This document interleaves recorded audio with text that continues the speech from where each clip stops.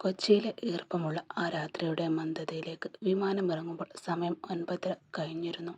നഗരത്തിൻ്റെ ശ്വാസം മുട്ടിക്കുന്ന ആർത്തതയിലേക്കിടയിലും ഏതോ ഒരു പുതിയ തുടക്കത്തിൻ്റെ ലഹരി അവളിൽ നിറഞ്ഞു നിന്നു.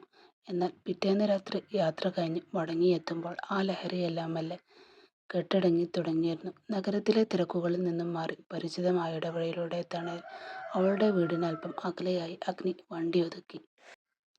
ശരി, എന്നാൽ സൂക്ഷിച്ചു പോണം. യാത്ര പറയുമ്പോൾ അഗ്നിയുടെ സ്വരത്തിൽ കടൽ പോലെ ഒരു ശാന്തതയും ഒരു കരുതലും ഉണ്ടായിരുന്നു. മാളവിക ഒന്ന് പുഞ്ചിരിച്ചുകൊണ്ട് തലയാട്ടി. ആ ചിരിയിൽ ഒരു വിടപറച്ചിലിന്റെ നേർത്ത നോവുമുണ്ട്. അവൾ പടിവാതിൽക്കലേക്ക് നടന്നു. വീടിന്റെ ഉമ്മറത്തേക്ക് മഞ്ഞ വെളിച്ചം ഒരു ശകുനം പോലെ അപ്പോഴും കത്തുന്നുണ്ട്. വാതിൽ തുറന്ന് അകത്തേക്ക് കയറിയ മാളവികയെ വരവേറ്റത് സ്വീകരണ മുറിയിലെ ഭാരമുള്ള നിശബ്ദതയാണ്. അവിടെ സോഫയിൽ തന്നെ അഞ്ജലി ഇരിപ്പുണ്ട്. കാത്തിരുന്ന ഇരയെ കിട്ടിയ വേട്ടക്കാരന്റെ ഭാവത്തോടെ മാളവികയെ കണ്ടതും അവളുടെ ചുണ്ടുകളിൽ പുച്ഛം കലർന്നൊരു ചിരി വിരിഞ്ഞു. "ഓ, ഇപ്പോഴാണോ നിനക്ക് ദുബായിൽ നിന്ന് കെട്ടിയെടുക്കാൻ തോന്നിയത്?" അഞ്ജലിയുടെ വാക്കുകളിൽ പരിഹാസം ഒരു മൂർച്ച പോലെ, ആയുധം പോലെ മാളവികയുടെ നെഞ്ചിൽ തറച്ചു. ആ വാക്കുകൾക്ക് മറുപടി നൽകാൻ അവൾ ആഗ്രഹിച്ചതുമില്ല. പക്ഷെ ഹൃദയമിടിപ്പിന്റെ താളം അപ്പോഴും തെറ്റിയിരുന്നു. അഞ്ജലിയുടെ ശബ്ദം കേട്ടതോടെ അടുക്കളയിൽ നിന്നും അമ്മയും അവിടേക്കെത്തി. ദിവസങ്ങൾക്ക് ശേഷം മകളെ കണ്ട ആശ്വാസത്തേക്കാൾ ആ മുഖത്ത് കടുപ്പമേറിയ ദേഷ്യമായിരുന്നു നീലച്ചത്. "നീ ഇത് എവിടെ പോയി കിടക്കുകയായിരുന്നു ഇത്രയും നേരം? ഒരു ഉത്തരവാദിത്വം വേണ്ടേ നിനക്ക്? നാട്ടുകാരെ കൊണ്ട് ഓരോന്ന് പറയിപ്പിക്കാനാണോ നിന്റെ ഭാവം?" അമ്മയുടെ വാക്കുകൾ ശരങ്ങൾ പോലെ ആ മുറിയിൽ വന്നു പതിച്ചു. ഓരോ വാക്കിനും വർഷങ്ങൾ പഴക്കമുള്ള വിദ്വേഷത്തിന്റെയും വേർതിരിവിന്റെയും ചുവപ്പുണ്ടായിരുന്നു. അഗ്നിക്കൊപ്പമുള്ള ആ യാത്രയുടെ മനോഹരമായ ഓർമ്മകൾ പ്രകാശത്തിന്റെ തരികൾ പോലെ ആ നിമിഷം മാളികയിൽ നിന്ന് മാഞ്ഞുപോയി.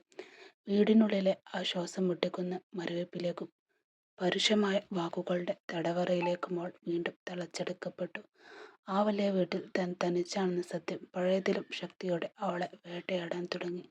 ആ തർക്കം മുറുകുന്നതിനിടയിലേക്കാണ് പുസ്തകം കയ്യിലേന്തി മാളവികയുടെ അനിയൻ കണ്ണൻ ഹാളിലേക്ക് വരുന്നത്. അവന്റെ മുഖത്ത് വ്യക്തമായ അമർഷം നിഴലിക്കുന്നുണ്ടായിരുന്നു. സന്ദർഭത്തിനനുസരിച്ച് ഉയരുന്ന അവന്റെ ശബ്ദം ആ മുറിയിലെ അന്തരീക്ഷത്തെ ഒന്ന് മാറ്റിമറിച്ചു. "ഓ, കുഞ്ഞേച്ചി കുറ്റം പറയാൻ അമ്മയ്ക്കും ചേച്ചിക്കും ഇപ്പോൾ 100 നാവാണ്." കണ്ണന്റെ വാക്കുകളിൽ മൂർച്ചയുള്ള പരിഹാസം നിറഞ്ഞിരുന്നു.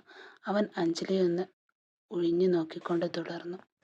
"ഇന്നലെ രാത്രി 7 മണിയോടെ അമ്മയുടെ ഈ മാനസപുത്രി ഒരുത്തന്റെ കൂടെ, അതല്ല കണിമംഗലം ഗ്രൂപ്പിന്റെ മാനേജറായ വിവേകിന്റെ കൂടെ കറങ്ങി നടന്നപ്പോൾ അമ്മയുടെ സംസാരം ഇങ്ങനെ അല്ലായിരുന്നല്ലോ. അപ്പോൾ എവിടെയായിരുന്നു ഈ പറഞ്ഞ നാട്ടുനടപ്പും ഉത്തരവാദിത്വവും?"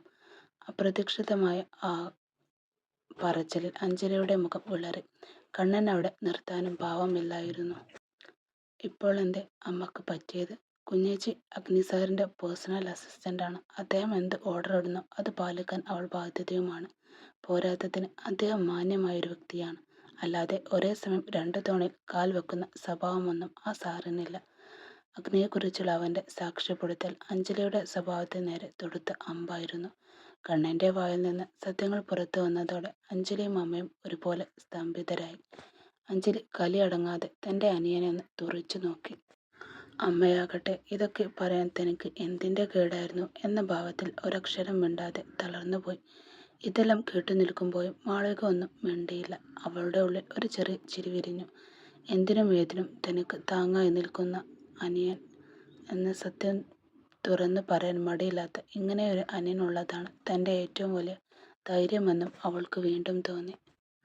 അതുവരെ നിശബ്ദനായി എല്ലാം കേട്ടിരുന്ന ഹരിദാസ് കണ്ണൻ പറഞ്ഞ കാര്യങ്ങൾ ഉൾക്കൊണ്ട് ശാരദയെ ഒന്ന് കടുപ്പത്തിൽ നോക്കി.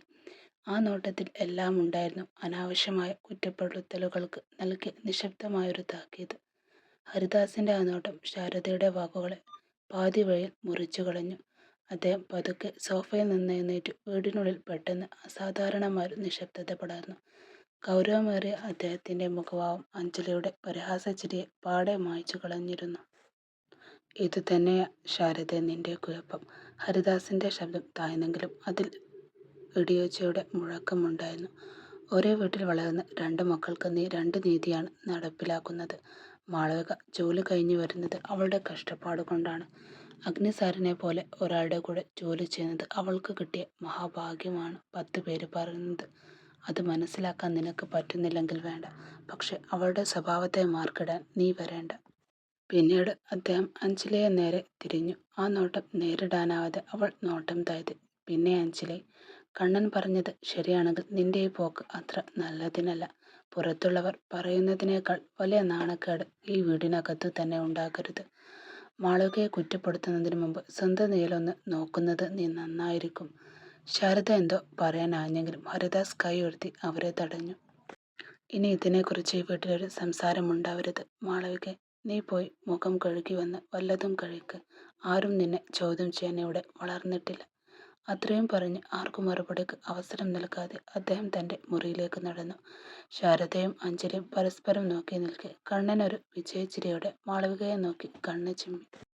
മാളവികയുടെ കണ്ണുകൾ അപ്പോൾ നിറഞ്ഞിരുന്നു. പക്ഷെ അത് സങ്കടം കൊണ്ടായിരുന്നില്ല. തനിക്ക് വേണ്ടി സംസാരിക്കാൻ അച്ഛനും അനിയും ഉണ്ടെന്ന ആ വലിയ തിരിച്ചറിവിൻ്റെ ആശ്വാസം കൊണ്ടായിരുന്നു.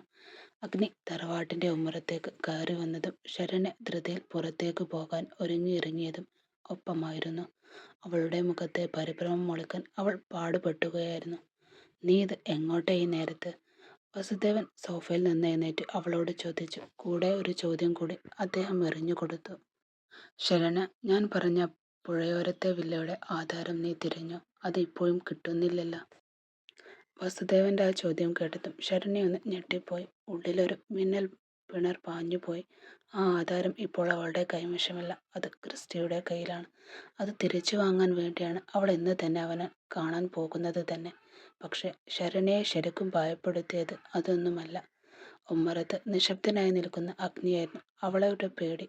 അവന്റെ നിശബ്ദതയ്ക്ക് ഏതോ ഒരു കൊടുങ്കാറ്റിന്റെ ഭാരമുണ്ട്. സ്വന്തം സഹോദരങ്ങളോട് പോലും കടുപ്പത്തിൽ മാത്രം സംസാരിക്കുന്ന അഗ്നിയുടെ മുന്നിൽ നിൽക്കുമ്പോൾ അവൾക്ക് ശ്വാസം മുട്ടുന്നത് പോലെ തോന്നി. ഇതെല്ലാം കേട്ടു നിന്ന സീതാലക്ഷ്മിയുടെ ഉള്ളിൽ ദേഷ്യം അണപൊട്ടി.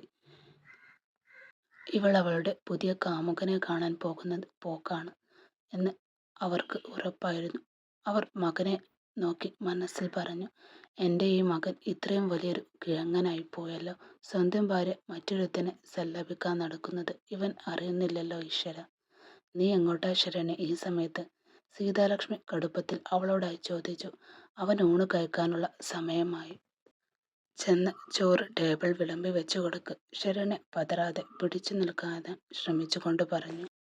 എനിക്ക് നല്ല തലവേദനയുണ്ട് അമ്മ. എനിക്കൊന്ന് കിടക്കാൻ പോലും വയ്യ. അമ്മ അതൊന്ന് എടുത്തു കൊടുക്ക്. ഞാൻ ഹോസ്പിറ്റലിൽ പോയി വരാം. അവൾ പറഞ്ഞു തീർന്നതും അഗ്നിയുടെ കണ്ണുകൾ ഒരു തീകൊണ്ടും പോലെ അവളിലേക്ക് നീണ്ടു. ആ ഒരൊറ്റ നോട്ടത്തിൽ ശരണ്യയുടെ ഉള്ളൊന്ന് പിടഞ്ഞുപോയി. ശ്വാസം തൊണ്ടയിൽ കുടുങ്ങുന്നത് പോലെ അവൾക്ക് തോന്നി. ഇന്നലെ നിനക്ക് ഒരു കുഴപ്പവുമില്ലായിരുന്നല്ലോ. ഇന്ന് പെട്ടെന്ന് എന്തു പറ്റി? വസുദേവൻ വീണ്ടും സംശയത്തോടെ ശരണ്യയോടായി ചോദിച്ചു. അത് ഇന്നലെ രാവിലെ മുതൽ ഭയങ്കര തലവേദനയാണ്. സഹിക്കാൻ കഴിയുന്നില്ല. അതാ ഞാൻ, അവൾ വിക്കിക്കൊണ്ട് മറുപടി പറഞ്ഞു. എന്നാൽ നീ ഒറ്റയ്ക്ക് പോകണ്ട, ഞാനും കൂടെ വരാം. വസുദേവൻ സ്നേഹത്തോടെയും കരുതലോടും ശരണ്യയോടായി പറഞ്ഞു.